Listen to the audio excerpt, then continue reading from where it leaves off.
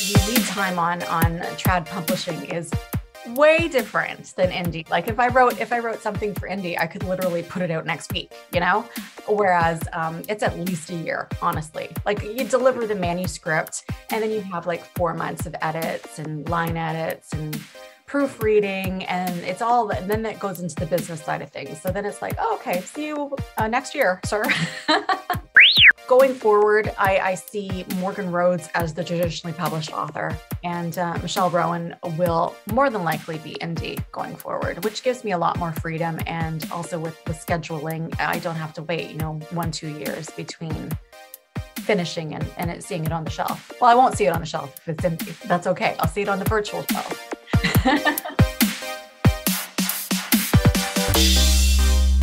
Welcome to the Stark Reflections on Writing and Publishing podcast.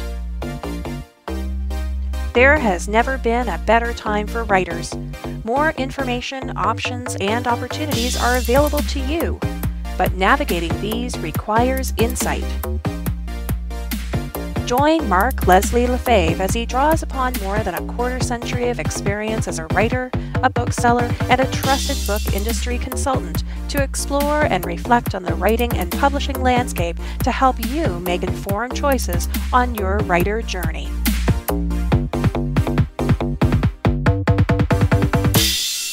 Hello, Reflectives, and welcome to episode 229 of the Stark Reflections podcast.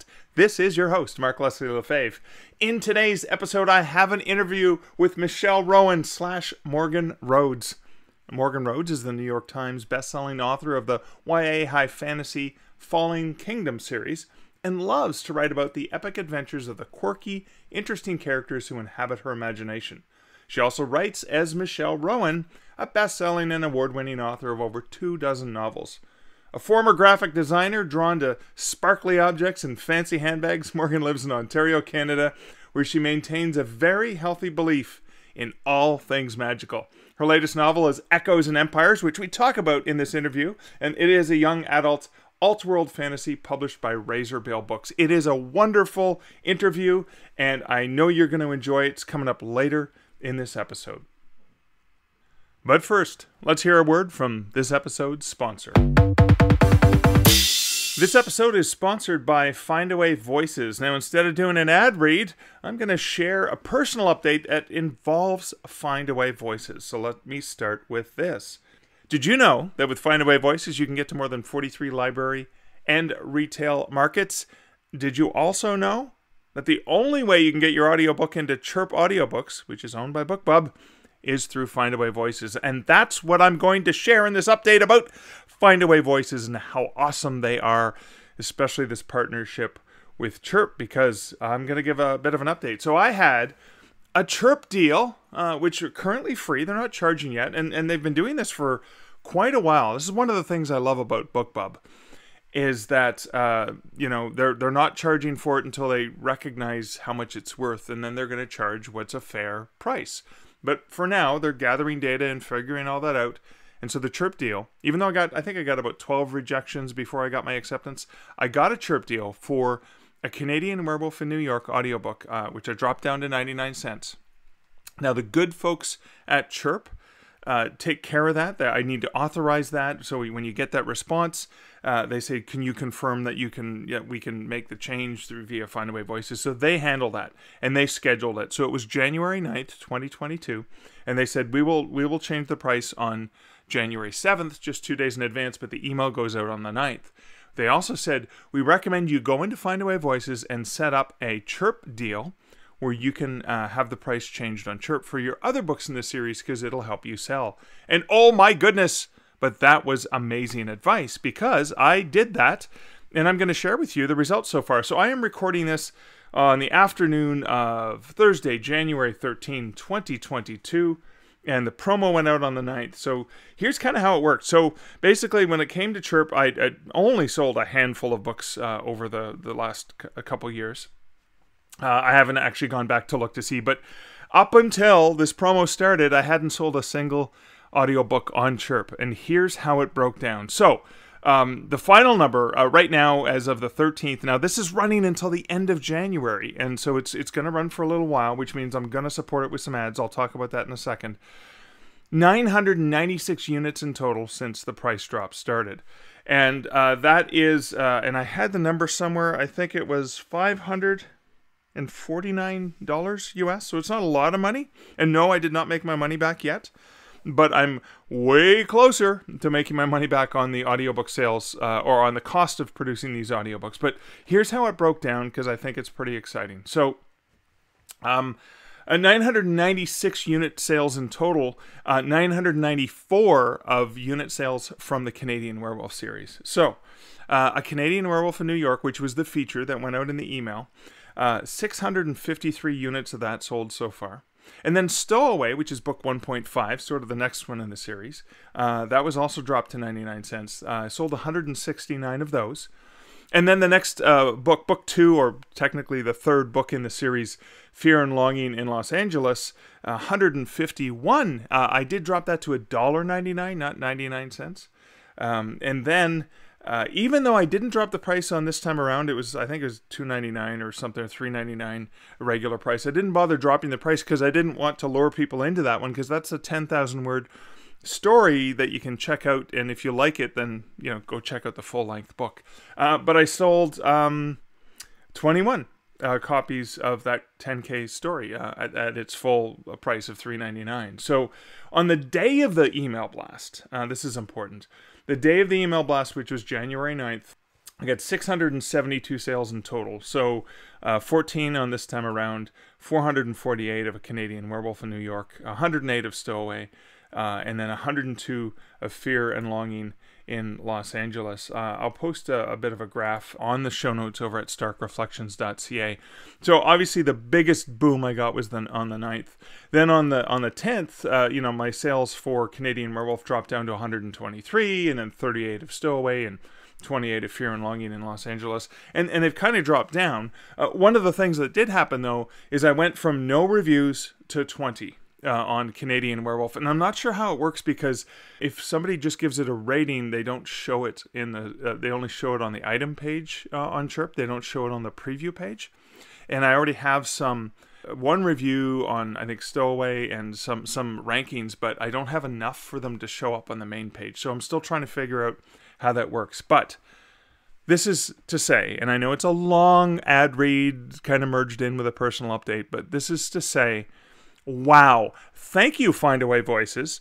Thank you, Chirp/BookBub, for this amazing opportunity, because this is a great opportunity. I've got Scott Overton, my amazing narrator, working on the next book in the series, which should be out maybe even by the end of the month. It might even be available, since Chirp is more directly connected with Findaway Voices. It might be up on Chirp early, and if I can get it up on Chirp early, I'll probably have a sort of a nice introductory price to help people get through the whole series. Because again, I just want a bunch of people reading it. I want them to leave some reviews, and then it can continue to do well. No, this will not affect my ranking on Audible or any of the other platforms, but I'm still excited with that, and I'm still excited that when I publish through Findaway Voices, I get my books into Chirp.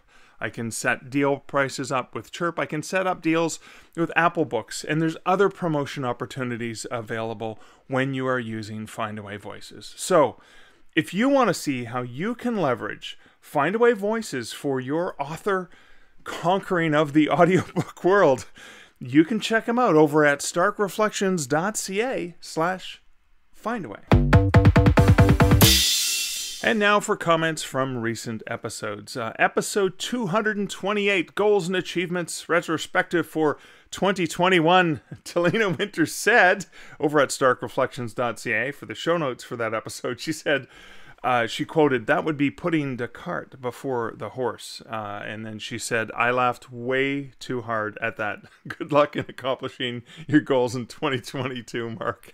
Thank you so much, Talina. What Talina, of course, is referring to is the little cheeky little joke that I threw in right after the end bumper or the closing credits of the podcast. I started doing that a little while ago and thought, it's kind of fun to throw something a little bit more lighthearted and amusing, hopefully, as a little treat, let's say, for you when you think the podcast is over. So thanks, Talina, for acknowledging that. Also on that episode, Katie Mack left a comment on the same episode that said, I'd always thought of you as a glass half full kind of guy, Mark, but when you gave yourself a half point, you went with a short blat of the not achievement buzzer sound. Not a single ding of an achieved ding-dong sound. That's a good point.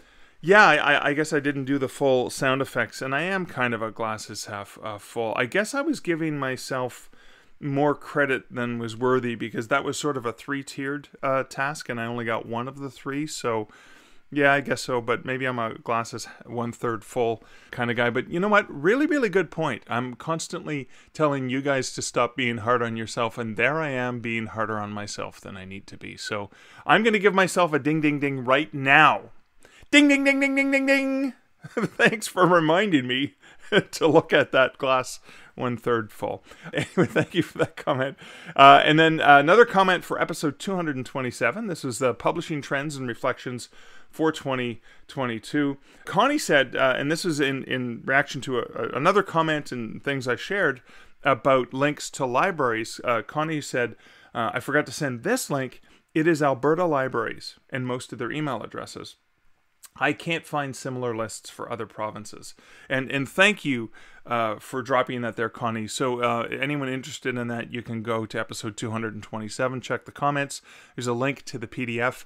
And thank you for sharing that, Connie. What I did do is I went and added that link as well to the resources over at markleslie.ca/authors bookstores libraries, so that other people could have access to it. But I also responded to that comment, and I'll do it in an auditory fashion, is that it's been my experience that publishers and libraries and other institutions in Alberta tend to be very progressive when it comes to arts and supporting the arts in a very creative way. I mean, I remember working with the Publishers Association of Alberta on a very forward-thinking look at the future of publishing.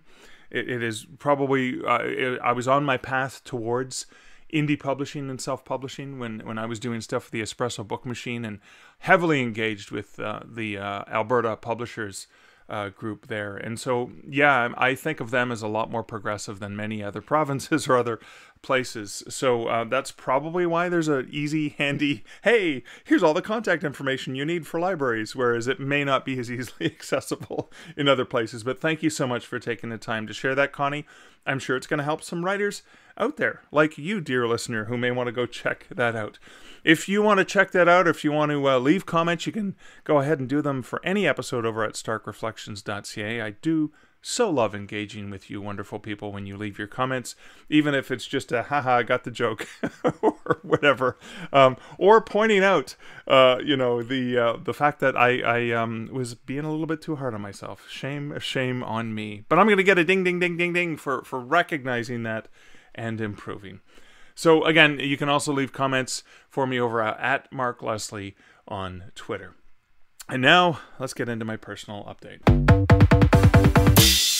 Okay, so for my personal update, there's going to be some good news and there's going to be some bad news. And I'm going to start with the bad news. And I have to be honest with you, dear listener. I just got this bad news moments before I was going to sit down to record this.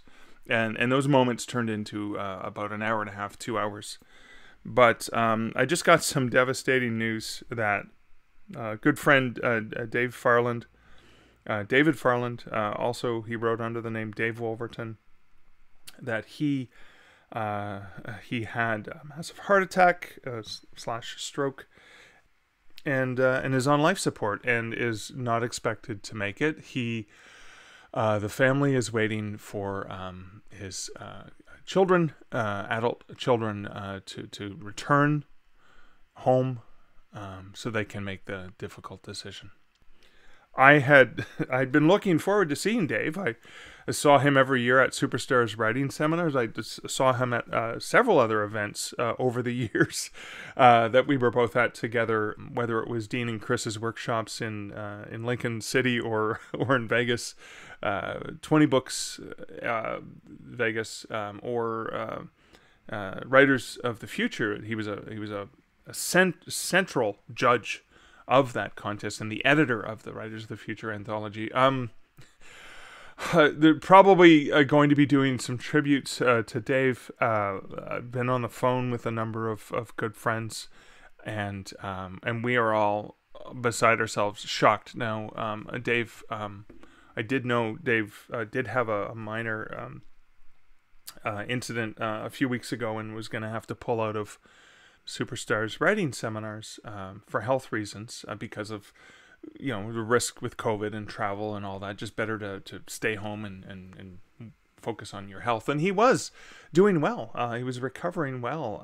And I had been looking forward to the next time I would get to see him. And I mean, apart from all that Dave has done to inspire and mentor so many of us authors, he's one of the kindest, most generous, most sweet persons I have ever had the privilege of getting to know. Soft-spoken, always had time for people, and always loved any opportunity I had to speak with him. If you want to hear the last interview that I did with Dave, I've interviewed him a number of times over the years, a few times when I was doing the Kobo Writing Life podcast, but most recently in December of 2020, episode 168. I interviewed Dave, and that episode's called Writing Your Way to Paradise with David Farland, and that was a reference to one of his books and his amazing author journey and what he's done. But of course, yeah, it's challenging.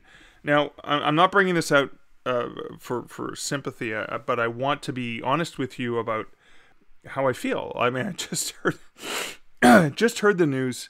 I had a good friend, Marta, who's really close with Dave. Marta Sprout, an amazing writer that I know and I've been working with. She called to let me know.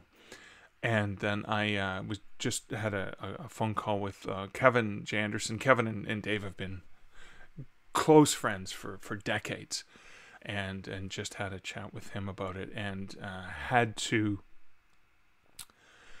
kind of get my head back in what I'm doing in recording the podcast, because I want to continue to do the podcast, and Dave was one of those mentors who was always professional, always courteous, always generous, always kind.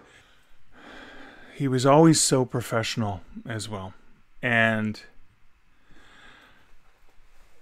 it's hard when you get bad news. It's really hard. It's difficult. And I was going to try and just tuck it away and hide it.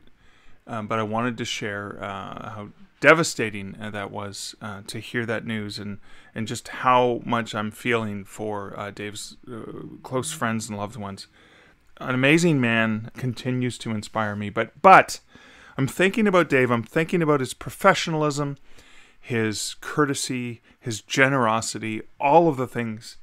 And I want you to know, Dave, I'm thinking about you and dedicating this episode to you, of course. And I know there will be more tributes for all of the amazing things that Dave has done for us. But also, I'm sharing this because I wanted to remind you, dear listener, that there are times when it's difficult to go on, and when it's challenging, when you're frustrated, when there's things that are just hurting so much, and yet you persist, and yet you push through, and yet you make it through, or you put on that persona, you put on that face to kind of get through, because that's just one of the things I learned from professionals like Dave. It's the show must go on. You put on your best face, you put on your cheery face, and that's what I'm going to do. I'm going to turn it back into the chipper, the bright, the energetic, and that's what I'm going to do as I continue with the rest of my personal update. But no, let's get a little bumper music in here, because that bumper music will do that little magic clickety-click barber trick thing. And here's the good news that I wanted to share. I heard this week, as of Monday, January 10th, I got the update that my book, Fear and Longing in Los Angeles, was the winner of the Kobo Writing Life Indie Cover Contest for 2021. They did basically for the month of December, they had a bunch of different weekly contests, and then all the finalists from each of those weeks got selected in a big batch, and it was the final one. And thanks to you, dear listener, if you voted, and thanks to my readers, and thanks to so many friends who went and voted, I came out the winner. And I don't get me wrong, I don't think I think it's an amazing cover. I think it's absolutely gorgeous, and I'm so excited for my cover designer, Juan Pedron. There'll be a link, of course, to that in the show notes. Dear writer, if you're looking for a very affordable cover designer, he charges $149 US for a cover. He does some amazing work. He turns it around so fast, and he redesigned the entire, well, I didn't have a series, but he redesigned the Canadian Werewolf brand, or created the brand for me, and I'm absolutely loving what he did. So I'm just as excited for Juan as I am for me. And I get it. I know I had a lot of support from a lot of friends and a lot of people that I know. James Fell, who I've interviewed for this podcast, and I've worked with on some publishing projects, indie publishing projects he's worked on. He was kind enough to drop it in his Facebook group of, I don't know, like 40, 50,000 people and say, hey, go vote for this guy. So I know I had a lot of support. So I'm not under any misperception that this was anything more than a lucky opportunity where I had enough support from people who like me, and maybe lots of people who just like the cover, because I think it is an amazing cover. But that being said, I'm going to use that. I'm going to use that to my advantage. I can now, prior to this, I could say I was a multi-award nominated author, because I'd been nominated for 3 literary awards but hadn't won any. So now I guess technically I can call myself an award-winning author, even though it was the cover that won the award and not myself. But I'm going to leverage that. I'm going to use that, and it's important. Like my friend Rob J. Sawyer often says, is define yourself as a big fish in a small pool. And so I'm going to use that. I'm going to leverage that, and I have been leveraging that. I'm doing a few things. I am doing a giveaway on TikTok. I'll have a link to my little TikTok video over in the show notes at Stark Reflections. And what I thought is, hey, let's celebrate it by sharing this. You know, I have shared it on social media, but I thought, hey, I'm going to do a share on giveaway on TikTok, see if I can get some comments, and say, I got a hardcover to give away, I've got a paperback, I got 5 audiobooks, and I've got 10 ebooks available, randomly selected from people who say what format or formats they want. I'll put them on all the various lists, and I'll mail them. I'll sign the two copies I have to send off, and I'll push that out. So I'm doing that as a way to sort of get more eyeballs on it. Also pointing people to the Chirp deal that I talked about earlier. So I'm running a Facebook ad. I'm running a BookBub ad. Now, the BookBub ad, I'm just not doing too well, so I have to go in and play with the analytics on that. But again, I'm only throwing like $50 on each, just to get some extra visibility on the audiobooks there. And then for the contest winning aspect, of course, I got the logo, and I threw up the logo on the cover, reloaded it through Draft to Digital, through Amazon, through Kobo. Obviously, I did Kobo first. But then I also created Amazon A+ content, and this was kind of fun, and it's very cheeky of me to say this, but I put the Amazon A+ content winner of Kobo Writing Live Indie Cover Contest, and I purchased some images for the background and created sort of a banner for Amazon A+, and they approved it, and so it was my very first A+ content. So that was a good experiment to play with that. But yeah, I'm going to leverage that. The other thing is, I won a Kobo reader, Kobo Clara HD, and I didn't know I was going to get prizes other than bragging rights. And they're sending that to me, which is kind of cool. I did buy a Kobo reader device over the summer, a tablet one that I could use to write on as well. But this is more in line with just a reader itself, which is much newer than the last one that I've been using, the Kobo Aura H2O. Which is waterproof. I'll probably still use that a lot when I travel, because I sit at bars and stuff and I don't have to worry about it. But the other prize is a Kobo double daily deal of the day, like the double and the second one.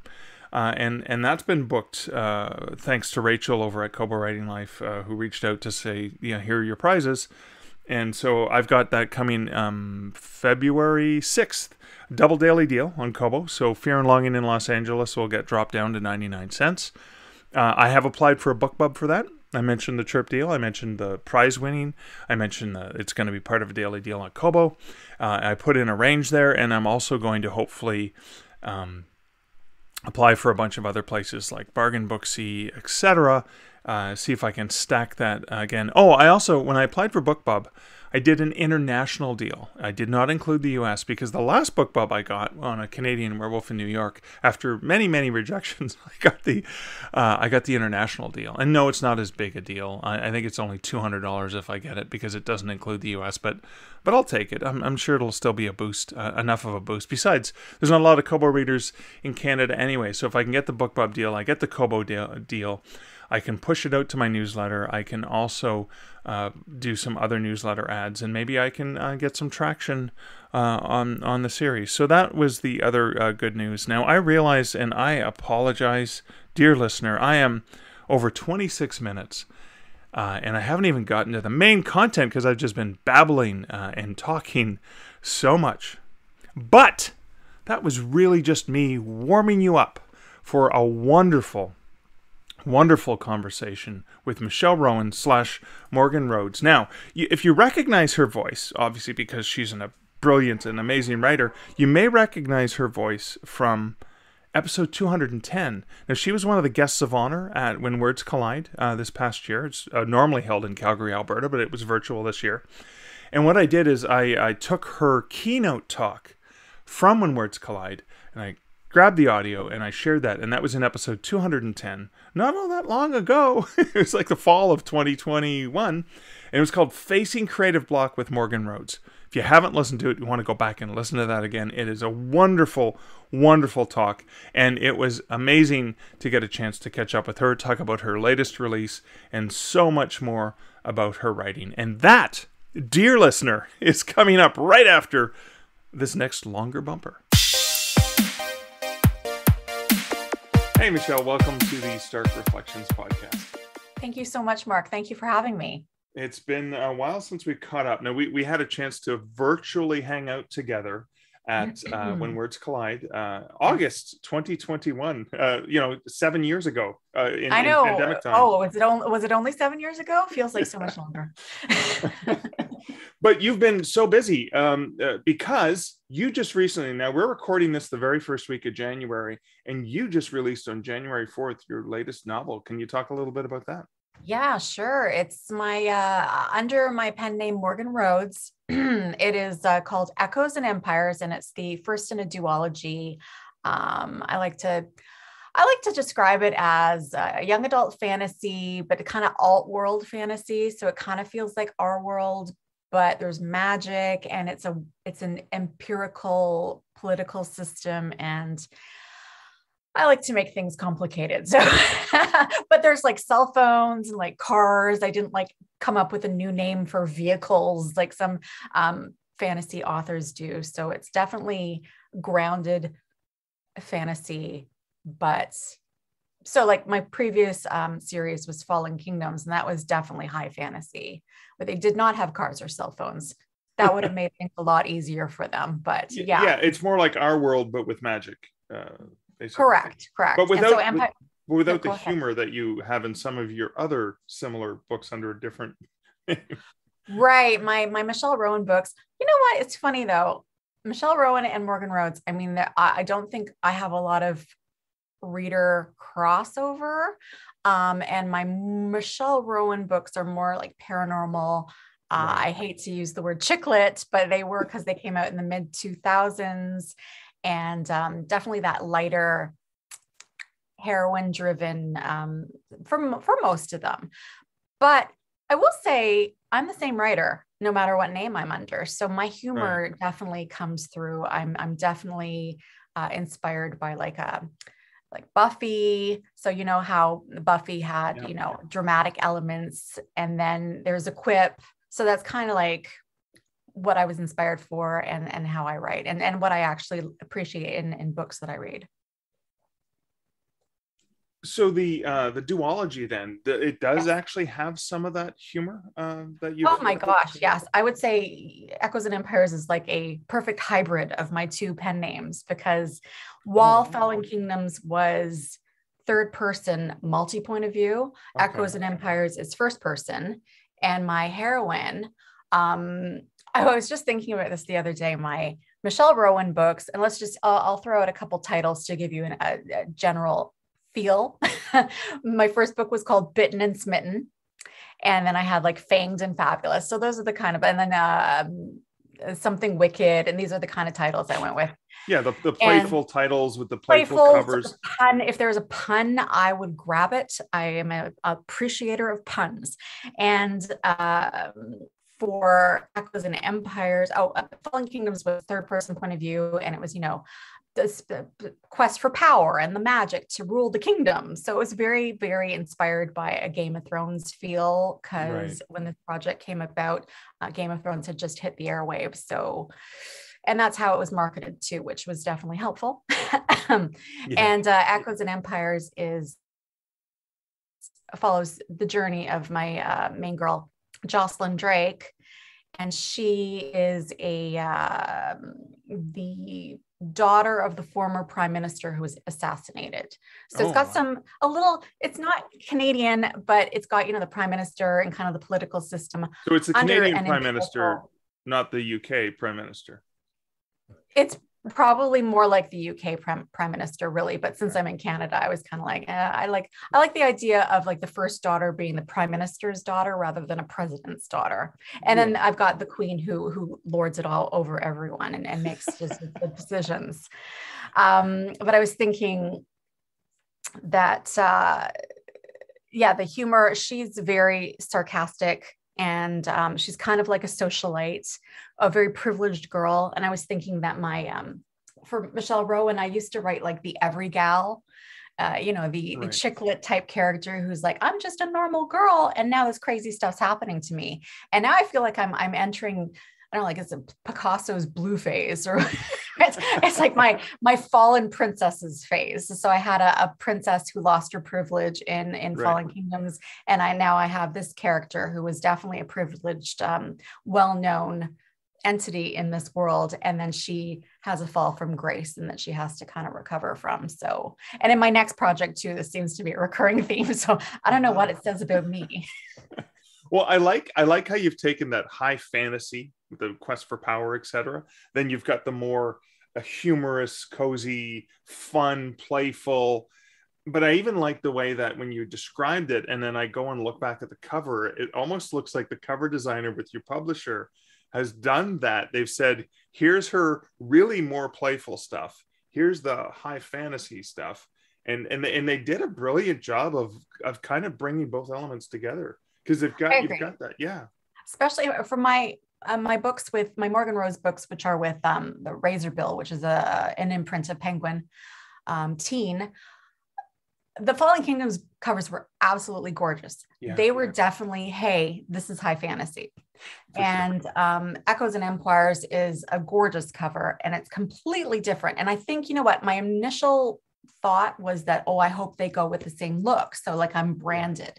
But then when I took a step back and I saw the initial cover art, I'm like, of course, this is going to signal it's the same author, but it's a different, like if you go into it expecting, cloaks and daggers, you're going to be disappointed because it's a different feel for sure. And yet it still delivers on the magic and the power, quest for power, all of those tropes. I mean, but I love the way they merge that. Like, it's like they looked at your writing style and they're like, yes, let's make sure that they know what they're getting. They're getting a little bit more of this than they would have gotten in the high fantasy. I love that. So in writing the different styles or different genres, I know you have a lot of commonality in them, but how do you switch between the two?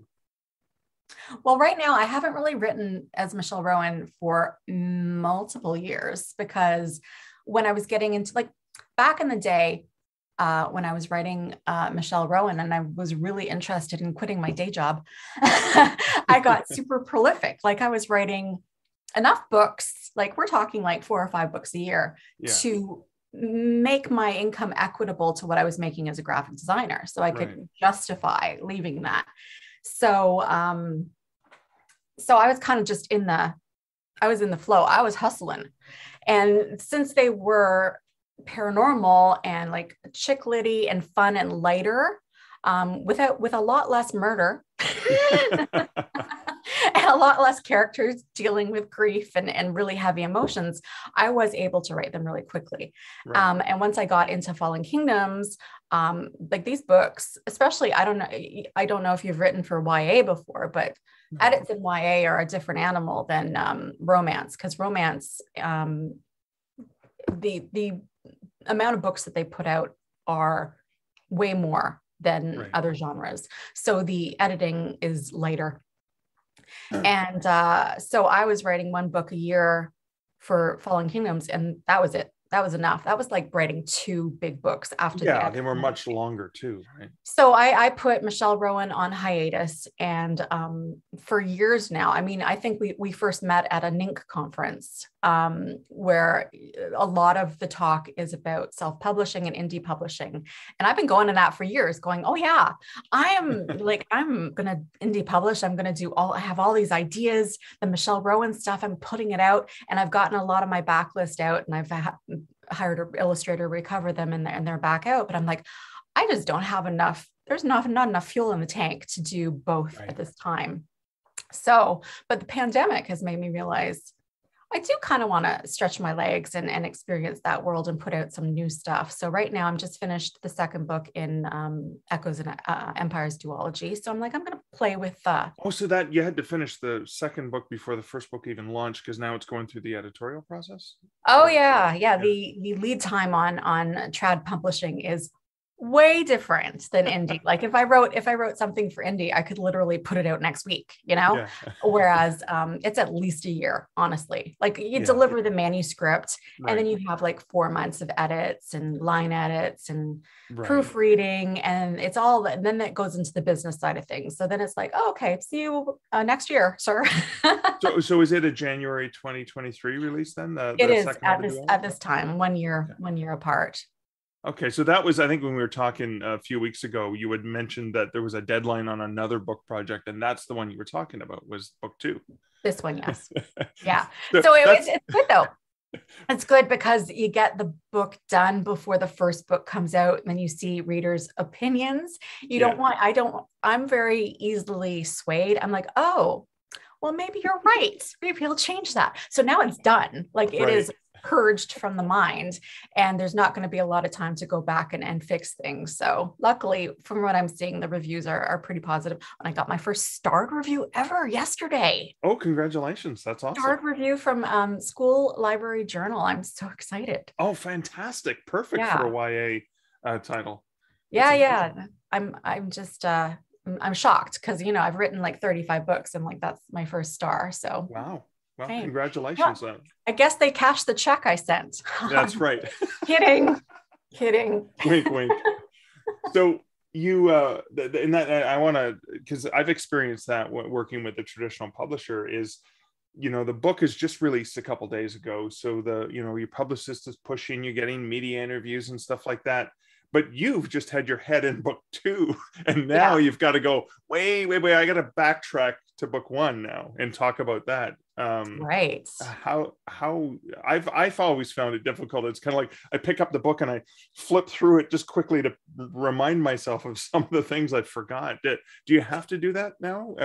Because of the timelines? I don't know. I mean, since I was working on book 2 and it's only a duology, I'm pretty much in the world. So I just have to make sure I don't give any spoilers, because another way I write, I have a lot, like arguably too many plot twists in my books. Okay. So I have to make sure there's a lot of plot twists at the end of book 1. So when I do any interviews or talks about it, I have to make sure I don't spill anything. Of course. I was like, let's see. This book won't be out till next year, so I can't talk about that yet. Everybody dies. So your publishing journey is interesting. I forgot that, you the Michelle Rowen titles, several of them, you got the rights back and then you released those yourself? Yes, I mean, it was a long process. And it's funny, if you have like a 6-book series, they'll say, oh yeah, you can have book 4 back. And I'm like, well, I can't do anything with book 4. So you got to wait until you get the whole series back. And then, I mean, It was pretty straightforward. I mean, like I've been going to the NINC conferences. I've been learning about indie publishing. I have friends who are doing indie publishing full time and very successful at it. So I have places to go for people to help me. Yeah. So, you buy the program to edit or format the books. That's one thing though. I will say, my initial series Bitten and Smitten came out starting in 2006. I think that's 15, 16 years ago. I don't want to do the math. I don't want to do the math either because I'm still only 26 years old. And oh my God, I turn 26 next week. Oh my God, you're older than me. Okay. So anywho, I'm like, okay, I don't think I can just put them back out. It's been that much time. And with all, the changes, the social changes and whatnot, I'm like, I'm going to just sit down and read through and do a little tweaking. And I'm glad I did because there were some things that were acceptable in 2005. Just some little off the cuff comments and things like that. I just wanted to just tighten that up a little bit. And my rule, like I actually, now in YA, it's very typical to get a what do you call it? A sensitivity read. Yes. Yeah. And, the sensitivity reader came back with a couple words, like words that you would just normally accept, like stupid, for example. Stupid's a good example. And they're like, oh, this is usually said as an insult to the person they're talking to. It's very cruel. It's very mean. I'm like, okay, well, I get it. My character is a very sarcastic, kind of almost a mean girl character before she goes through her arc. Mm-hmm. And I will not take certain words out, within limits, if it affects the story or the point. And I found that when I took these words out, it had no effect. So I'm like, okay, well, I would rather take them out if they've been flagged. However, as I'm writing a new book, I can't have that in the back of my head. I can't have that editor, critiquing everything that I write. So I'm just like, I will fix this on the back end, but right now it just has to come out of my brain. Of course. As offensive as it wants to be. Well, because you have that layer coming. Right. Exactly. But for the indie books, I definitely went through it and I'm like, oh, there was a couple things I'm like, yeah. And let's face it, I'm a different writer now than I was 16 years ago. So I actually tightened some things up and there was extraneous stuff in there and probably trimmed it by about 5K each book in that series. So that took time. Right, and then I'm like, I bought Grammarly. So I didn't think it needed an editor since they were already published. So I sent it through Grammarly and that helped a lot and sent it through Vellum to format it, hired an illustrator that I love. And I'm happy with them. So good stuff. Now I have quite a few more backlist books that still need to have that tender love and care, but I just got to find the time now. Well, and the other thing too, you've got a contract with a publisher to deliver a manuscript that they're going to give you money for, rather than you shelling the money out to a sensitivity reader or something too. That's an important 100%. Yeah. So I can, going forward, I see Morgan Rhodes as the traditionally published author. And Michelle Rowen will more than likely be indie going forward, which gives me a lot more freedom. And also with scheduling, I don't have to wait, 1-2 years between finishing and seeing it on the shelf. Well, I won't see it on the shelf if it's indie. That's okay. I'll see it on the virtual shelf. Well, you may see it on the shelf in extenuating circumstances with a really supportive bookseller who just wants to hand sell your books. And I will see it on the shelf on my shelves. Of course. Yes. So let's go back to your origin. So you know where you are in writing. You're working with a traditional publisher. You've got rights back to other books that you're doing the indie publishing. When you first started, your dream as a writer, was there a dream of what a writer was like, and how is that different? Oh, Mark, the dream of my, well, what was I then? I guess about 10 years old. Okay.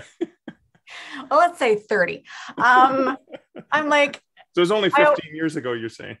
Right, exactly. So I always had this dream of being a writer because of how I saw it in the movies. Like I always say Romancing the Stone is one of my favorite movies of all time. Right. And you see her, in her New York apartment on her typewriter, and she's got the poster on the wall, and she visits her editor and drops it off at lunch. And then she goes on an adventure, which I never really wanted to go on a frightening adventure through Colombia, but still just that lifestyle, like it just felt like freedom. Like I wanted freedom. And as someone who had a desk job, I went to school for graphic design. I was graphic design for 10 plus years. I just liked the idea of being my own boss. And since I didn't have any entrepreneurial goals, and I did have a very vivid imagination, and I got lots and lots and lots of ideas for books, I'm like, okay, why not? So, but I dabbled for a really long time. Like I couldn't get into it. Like I liked the idea of being a writer, but the actual writing was hard. I'm like, aren't you supposed to just sit down and pen to paper and every word is magic? No, it does not work that way. And also in the beginning, again, going by because they didn't really have they didn't have the internet back when I was 10 years old. So I'm like, yeah, I only have TV and movies as my guide for what a writer is like. I didn't have any writers in my own life. So I didn't know the difference between a pantser and a plotter. So I assumed you just sit down, you have an idea, the plot comes to you and you keep writing. And I'm like, okay. So I would peter out at about page 30 of my first couple attempts at manuscripts. And I'm like, oh, I guess I'm just not a good writer. And then I started to buy like Writer's Digest, and I found the writing reference section at Chapters, which I would go to every day on my lunch break. And I would just like that's how I became a lifetime avid reader for Chapters, Indigo. I would buy so many books. So I just started to devour them. And then the internet came out. I mean, it was already out, but I had better access to it. And I started to devour like writers' blogs, and I learned more about plotting. And I'm like, oh, you mean you kind of could possibly know the whole book before you start it? That is a much better map for me.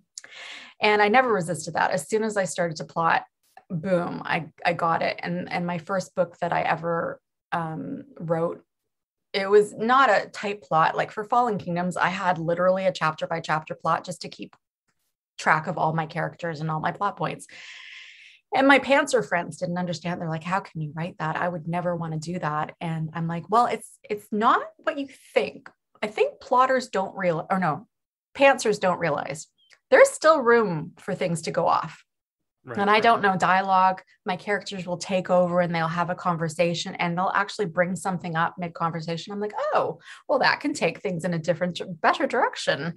And, but just, it's like going, if we're driving from the Toronto area to California, we wouldn't just head out. We would have GPS, we would have a map, and we would know where we're stopping on the way. And that's how I see plotting. It's just so you don't get lost. And I have a friend who could not write like that. She would be too tied down. She starts out, she has a general idea. She doesn't even know her character names. She just puts like XX and YY. And at the end, she fills it all back in. And I'm like, okay, that's frightening to me. I guess I'm a control freak. Wow. Yeah. See, I'm somewhere in between those two little worlds. Yeah. I kind of know a few of those spots along the way, and we'll take a divergent if we have to. You're a plantser. A plantser, yeah, something like that. Plotter, yeah. So I have to ask, because Romancing the Stone was that, one of those things you think back to and remember. Have you seen? There's a trailer for a new movie with Sandra Bullock that has been compared to that? Yeah, The Lost City, I believe. Yeah, where she was a romance writer. Yeah, she's in that sequin, the pink sequin outfit. I seriously need one of those. Especially for me, I started off in romance. So I was a member of RWA, Romance Writers of America, and a local Toronto Romance Writers chapter. And it's funny, on my Facebook, where so many of my friends are from the RWA era, and everybody's sharing this trailer, and everyone's like, we need to get a big group to go and see this movie. I'm like, well, probably with COVID, we will not have a big group to see this movie, but I like the idea. And my sister sent it to me in text, and I'm like, okay, yeah, it looks fantastic. So it's definitely inspired by Romancing the Stone, only it's a updated version. if here in Ontario, where we both live, we can ever go see a movie again at a theater. I think you can actually. I just don't know if I would. No, they actually shut it down. They shut them down on I thought it Wednesday. was like shopping malls where it's like 50% capacity. They had been. It was a weird thing. That's it. I Who know, knows? it is Who a weird knows? thing, Mark. Maybe we'll watch it the way we watched Wonder Woman. Because I really wanted to go see the new Matrix movie, and now I'm gotta wait until it comes on Crave. Some sort of streaming, yeah. So the difference between, so you started off in romance and then you moved into more paranormal fantasy adventure. When did that transition happen, or how did that transition happen?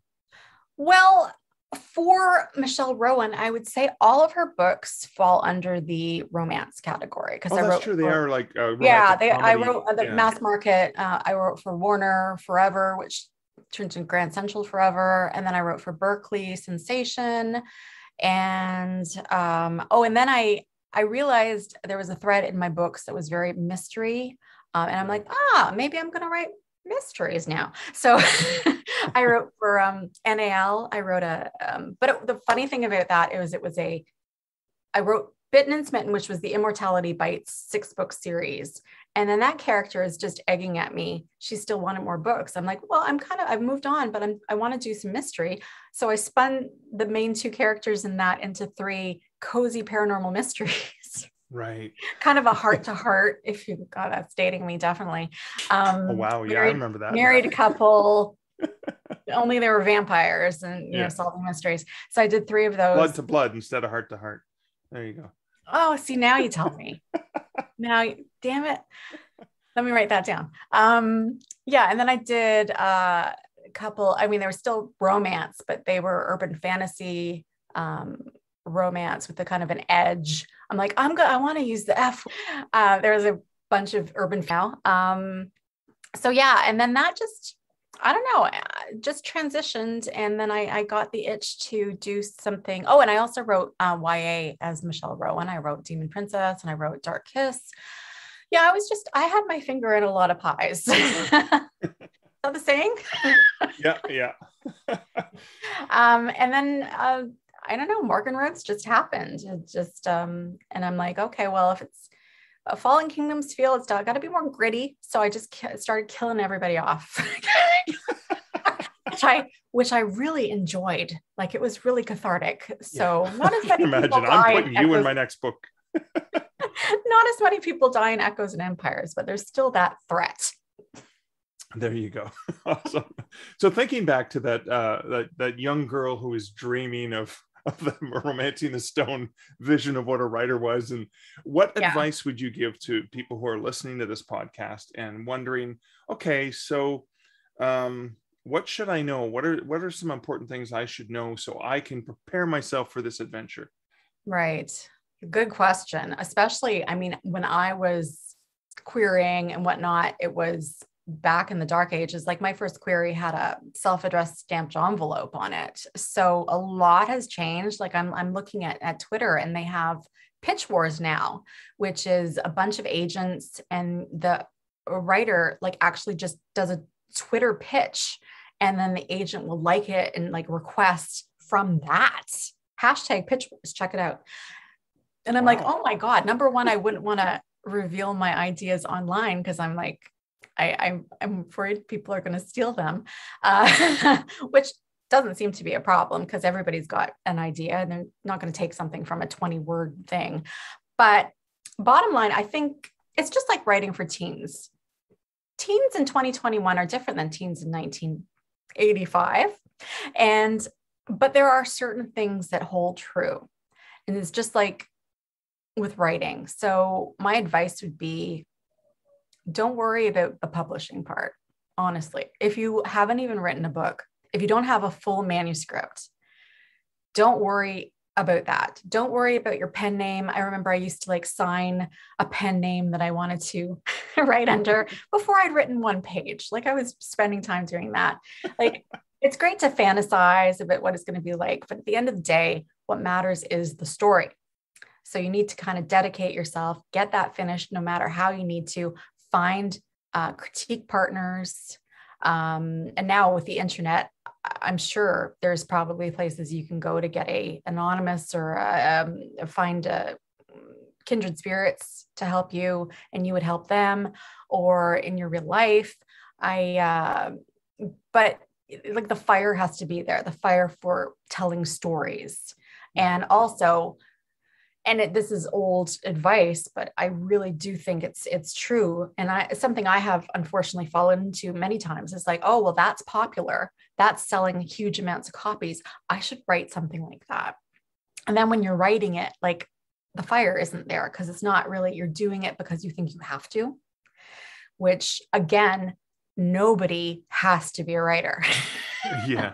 So if you're like, oh, I have to do this, I'm going to get published. No, what you have to do is you know how the saying is, write what you know. I see a lot of people trashing that because, how would I write about space? I've never been to space. That's not it. You know, the emotions, right. The sense of adventure, the feeling of being broken up with by a boyfriend, or losing a friend when they die, or those are the kinds of things you need to know. Because if you can't get that across on the page, then the reader will not connect with your character. So it doesn't matter how many spaceships are flying around or dragons in the sky.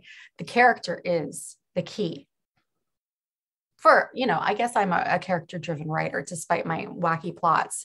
But for me, that's the most integral. And I mean, I tell you, you can have hard days writing and not sure, where your career is going to take you, or if you're ever going to be published. But if you kind of like got that part right. Yeah. And it's just a gut instinct thing. So you got to trust your gut and follow, if you watch a movie or something. This is how I started. I'm like, oh, I watched a movie and I'm like, I hated the ending. I'm like, well, this is how I would have done it differently. And then you can take that little seeds and create what you want to read. I think that's key. I swear to God, Mark, it's magic. Writing and the creative process is a magical thing. And you just have to trust that you're not crazy. Well, thank you for that amazing advice. Can you please let my listeners know, where can they find out all about your multiple names online, so they can check out your books? Yeah, check out my two websites, morganrhodes.net and michellerowen.com, Rowen with an E. And from there, you can find me on Twitter, on Instagram. I haven't quite made the transition to TikTok yet, but I do have an account with nothing on it. I'll help you get set up. Really? Yeah. Can you actually make the videos for me first?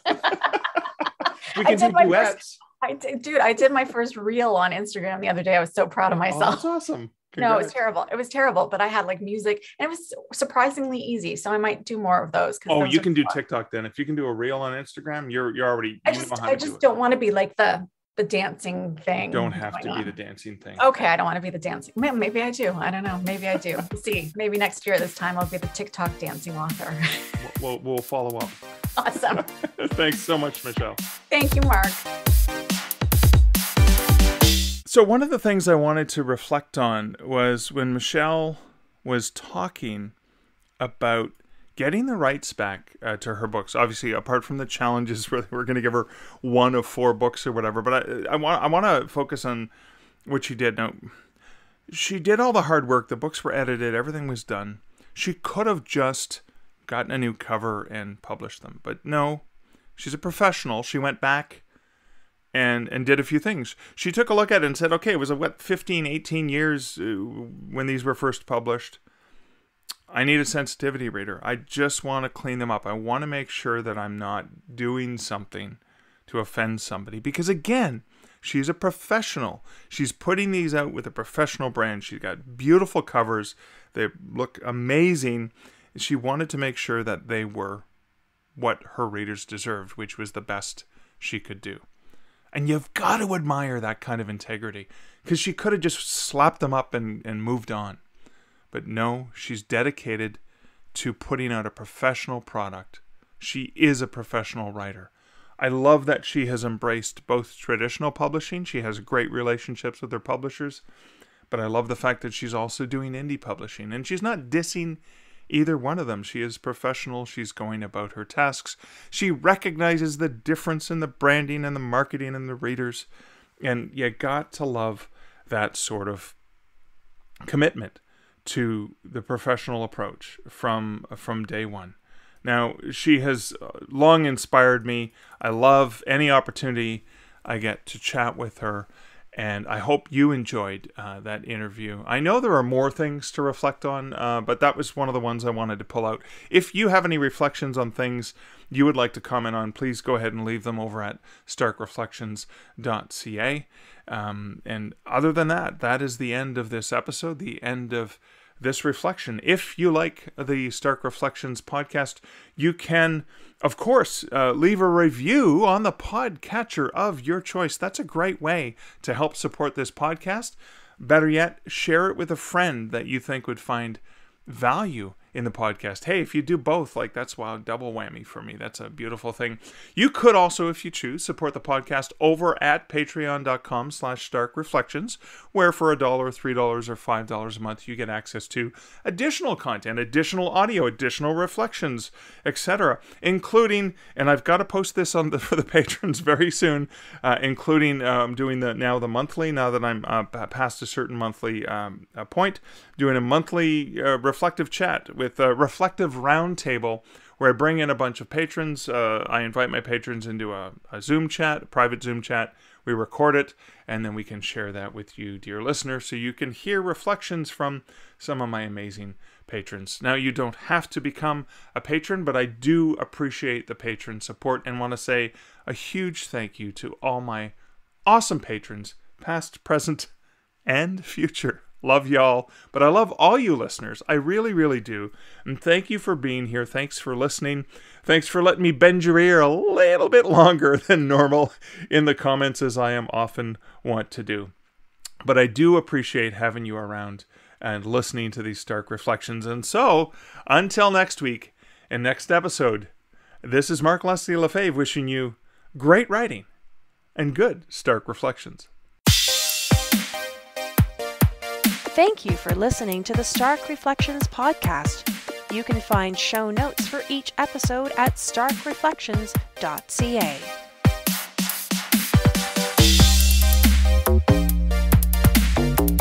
The music for this podcast, Laser Groove, was composed and produced by Kevin MacLeod. Check out more of Kevin's great music at incomptech.com.